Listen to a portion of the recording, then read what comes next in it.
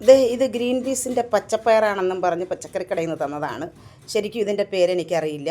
നമ്മൾ പൊളിച്ച് നോക്കുമ്പോൾ ഗ്രീൻ പീസ് പയർ പോലെ തന്നെയാണ്. അപ്പോൾ ഇതിന്ന് ഞാൻ തയ്യാറാക്കാൻ പോവുകയാണ്, തോരനായിട്ട് തയ്യാറാക്കുകയാണ്. നല്ല ടേസ്റ്റാണെന്നാണ് പറഞ്ഞത്. അപ്പോൾ നമുക്കത് തോരൻ വെച്ചിട്ട് ഒന്ന് നോക്കാം നല്ല ടേസ്റ്റാണോ എന്ന് കേട്ടോ.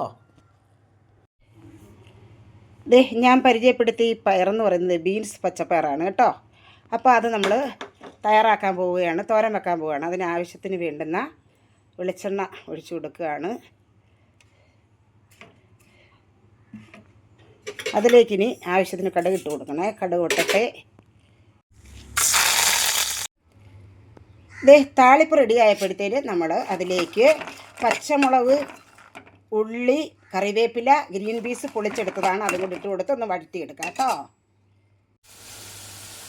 ഇതിലേക്ക് നമ്മൾ ആവശ്യത്തിന് വേണ്ടുന്ന ഉപ്പ് ചേർത്ത് കൊടുത്തിട്ടുണ്ട് കേട്ടോ. അപ്പോൾ ഇത് ഗ്രീൻ പീസിന് വേവുള്ളതാണ്. അപ്പോൾ പിന്നെ ഈ നമ്മൾ വഴറ്റുമ്പോൾ തന്നെ അതിനകത്തേക്ക് ഉപ്പും എരിവും എല്ലാം നന്നായിട്ട് പിടിക്കും. അപ്പോൾ ഇത് നമുക്ക് ആവിയിൽ ഒരു പകുതി ആവോളം വേവിച്ച് കൊടുക്കണം. അതിന് ശേഷം മാത്രം കൂട്ടുകൾ ചേർത്ത് കൊടുത്താൽ മതി. അപ്പം നമുക്കിതൊന്ന് മൂടി വെച്ച് വേവിച്ചെടുക്കാം.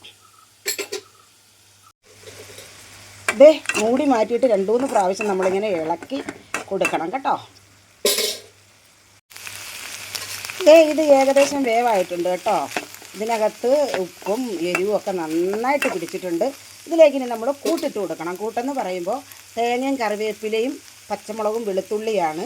അപ്പോൾ അത് ഞാൻ കൈകൊണ്ട് ഞെരുകിയാണ് ചേർക്കുന്നത്. പയർ നമ്മുടെ വൻപയറിനും ചെറുപയറിനും മാത്രമേ ഉള്ളൂ ഞാൻ ചതച്ചെടുക്കുന്നത്.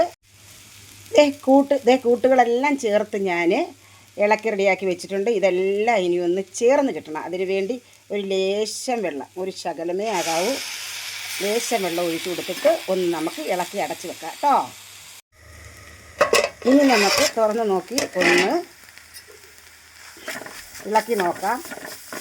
റെഡി ആയിട്ടുണ്ട്. ഇതിന് നമ്മൾ ഇങ്ങനെ തവിയിട്ട് ചെറുതായിട്ടൊന്ന് ഇളക്കി കൊടുത്ത് ഇതിൻ്റെ നനവ് മാറ്റിയെടുക്കണം. മഞ്ഞൾ ചേർക്കാത്ത തോരനാട്ടോ. എനിക്ക് മഞ്ഞൾ ചേർക്കാത്ത തോരൻ വളരെ ഇഷ്ടമാണ്. അപ്പോൾ അങ്ങനെ വെച്ചിരിക്കുകയാണ്. ടേസ്റ്റിനൊന്നും ഒരു കുറവുമില്ല, നല്ല ടേസ്റ്റ് ഉണ്ട് കേട്ടോ. ഞാൻ കഴിച്ചു നോക്കി അല്പം എടുത്ത്. അങ്ങനെ നമ്മുടെ തോരൻ റെഡി ആയിട്ടുണ്ട്. ഇതിലേക്ക് കുറച്ചല്പം വെളിച്ചെണ്ണ തൂക്കി കൊടുക്കണം കേട്ടോ.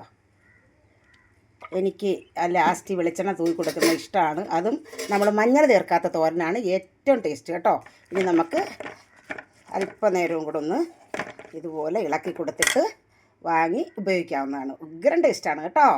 അങ്ങനെ നമ്മുടെ പച്ച ഗ്രീൻ പീസ് തോരൻ റെഡി. കാണുമ്പം തന്നെ അടിപൊളിയല്ലേ, നോക്കിക്കേ.